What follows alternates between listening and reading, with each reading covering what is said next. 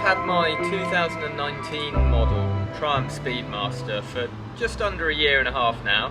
I've done over 16,000 miles. She's been a peach, absolutely loved it. Now I've done a few modifications to her. If you're new to the channel, you know, tank pads, you'll be able to spot the differences from a standard bike. Basically it's still a stock model, it's still the same engine, suspension components, etc. And she's been fantastic, absolutely loved it. Great for a cruiser, British classic style cruiser.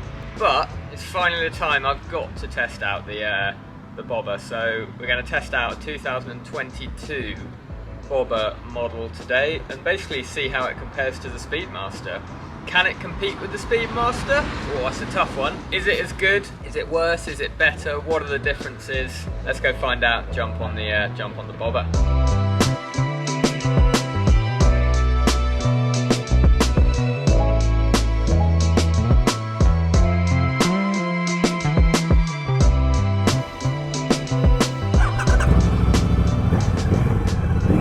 And here she is.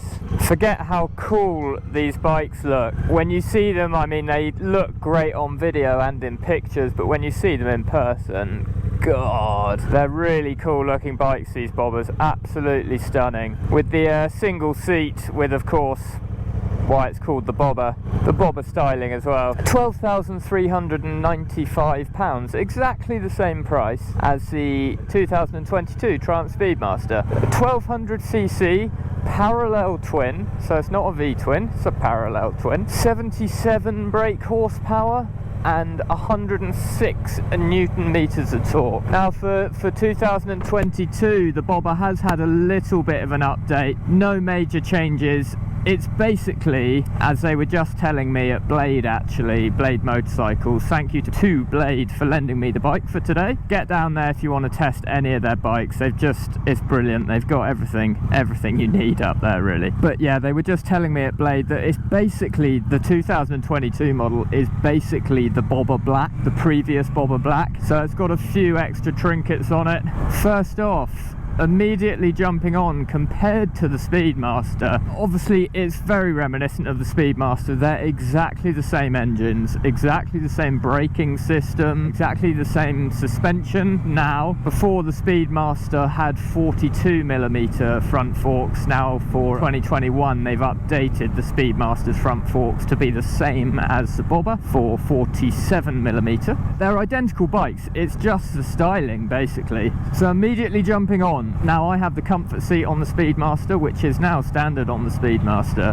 The seat on the Bobber's a lot harder, immediately noticeable. Again, the most immediately noticeable thing is your feet. So the Speedmaster, they're not right forward cruiser style pegs, but they're sort of mid to forward pegs. On the Bobber here, they're mid pegs basically. They're sort of almost directly beneath you, and there's a sort of perfect 90-degree angle in your knees. So I can notice that a bit more tucked up, a bit more sort of crunched in. Also the handlebars I can notice, so they're flat handlebars, tracker style handlebars, 800mm width, but the Speedmasters has got that classic, which I personally love, the classic beach bar handlebars that come around and back like this, you can hang on to there, and they're slightly wider as well. I believe they're sort of possibly 910mm. We'll go over specifications later. Also on the Bobber, definitely more canted over, definitely.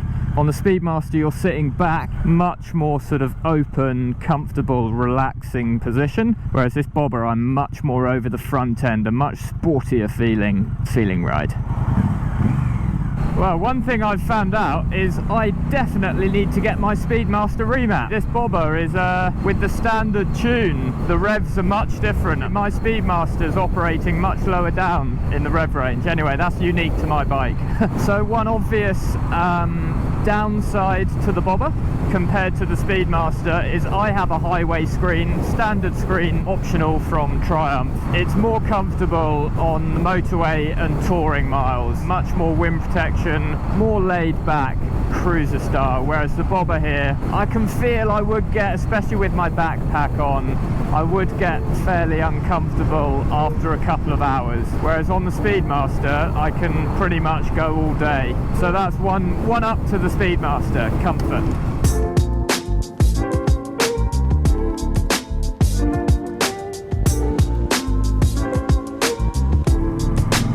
place where the Bobber definitely has one up on the Speedmaster is its handling and its more sports orientated ride. This is actually a surprisingly good handling motorbike, definitely faster to turn in and a sportier ride than the Speedmaster, that's for sure. Gotta love the sound of those pipes.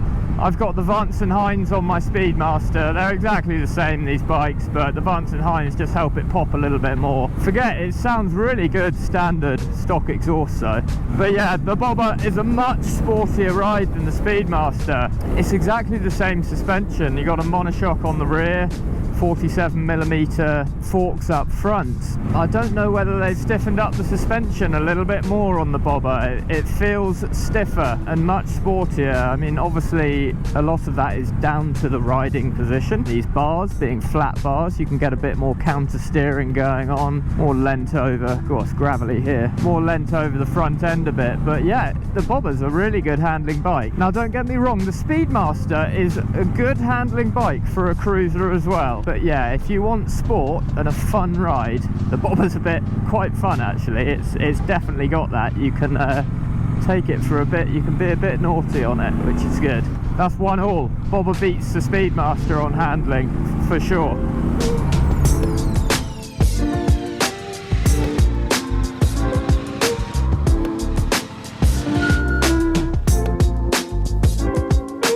Decided to pick a farmyard to do this section of the video. What about the look? So it's 1-1 at the moment. So 1 to the Speedmaster for comfort and long distance riding, and 1 to the Bobber for performance, handling and sportier riding characteristic. What do you think about the looks? I've always thought the Bobber to be one of the best looking bikes, coolest looking bikes on the market. The Bobber look all round, all Bobber bikes, I think the whole trend is just really cool and looks awesome. Triumph, this is just, looks are subjective, but the Triumph Bobber is a stunning looking motorcycle. Now, having said that, the Bobber being a stunning looking motorcycle, the Speedmaster's not bad either. Take a look at the Speedmaster. She is a bit of a beauty in her own right as well. So I think the difference, looks are also very subjective. It's your personal taste, but I feel like the Triumph Speedmaster is more of that classic, embodies the classic British old school feel of a motorcycle, which I think is beautiful in its own right. The Bobber has that more American-esque style of a motorcycle about it. It's a very stylish motorcycle, slightly more of a modern, youthful, if you like, rebellious look to the bike. It's a different style, isn't it? It's very impressive, the Bobber. They're both different. I struggle to give points to either of them just because of the impressive design of this Bobber, and I think Triumph have done something, just a brilliant job with this as a stock motorcycle looking like this. I'm gonna give the Bobber half a point over the Speedmaster, just to demonstrate how low this seat is. It's a 690 to 700mm seat height. The Speedmaster's 705mm, so they're pretty much identical. I would say you can actually feel, you do feel a little bit lower down to the road, to the ground on the Bobber actually. It just feels that little bit more compact, smaller, lower to the ground. It feels more stripped down, more Bobber-esque as it's meant to feel. As you can see, I'm 5'9". There's a big bend in my knees and very easily flat-footing it on the ground. It's a very low down motorcycle, but that's what gives it that cool Bobber-esque stripped down look, which, yeah, it's more of an aggressive riding style compared to the Speedmaster, where the Speedmaster you're not leaning back, you're sat upright, hands sort of back here. It's a very classic, whereas it's slightly more aggressive, in your face, bit of an attitude riding position on the Bobber. So with that, the Bobber weighing in at 251 kilograms wet weight and the Speedmaster 263. I'm actually going to say I can't feel the difference in weight at all. Okay, near enough 10 kg is a fair weight difference on a motorbike, but I can't feel it. Even on my Speedmaster, I've got the sort of engine dresser bars and a few added trinkets that add a little bit of weight, and I can't feel the weight difference at all.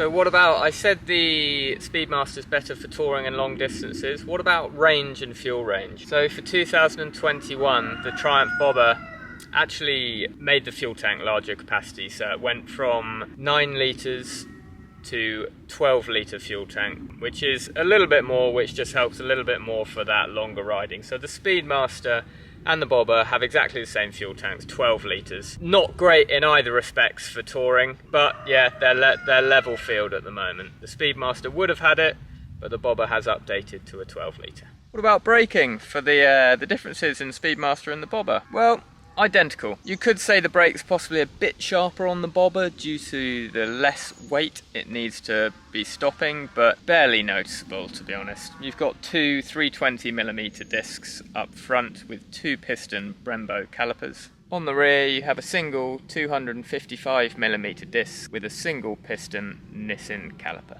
Same as on the Speedmaster. So I feel bad giving half a point to the Bobber over the Speedmaster in looks, but it's got that more unique, just a little bit more of an impressive style to it, the Bobber, I think. I mean, just looking here, giving the idea of a sort of floating seat and a hardtail look to the rear end, and really stripped down rear mud fender on the rear there, just really minimal looks to the rear and heritage style. And then coming up to the front, it sort of bulks out obviously where the engine and the fuel tank are, but then it retains that lower style with the flatter bars at the front. It's just a really stylish looking bike, and I think really clever design by Triumph. So yeah.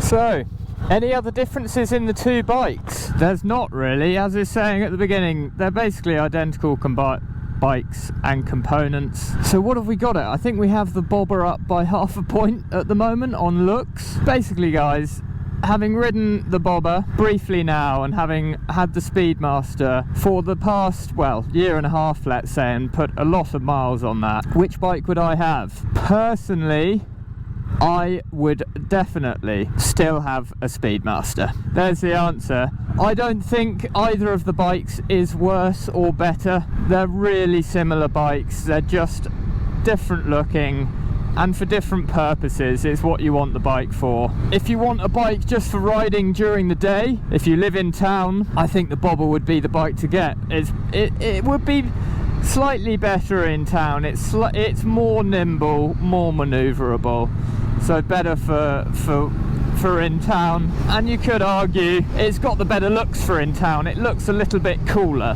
whereas the Speedmaster's more sort of classic, old school. But if you want a motorbike that embodies that classic old school and the stunning looks, but that you can also spec the 2 side panniers on from Triumph for their aftermarket options. You can put a highway screen on, you can put your highway cruiser bars at the front, you can have a comfort seat, you can have a pillion seat, you can strap luggage to the back, go for the Speedmaster, and you can go touring on it. I've been touring all the way through Europe really, and through the UK on my Speedmaster, and had an absolute blast on it. I would say, or I will say, I don't know why I said I would say, I wouldn't have wanted to have done that on the Bobber. Overall, personally, I'll go Speedmaster, but it's up to you guys, it's what you want it for. They're both cracking bikes.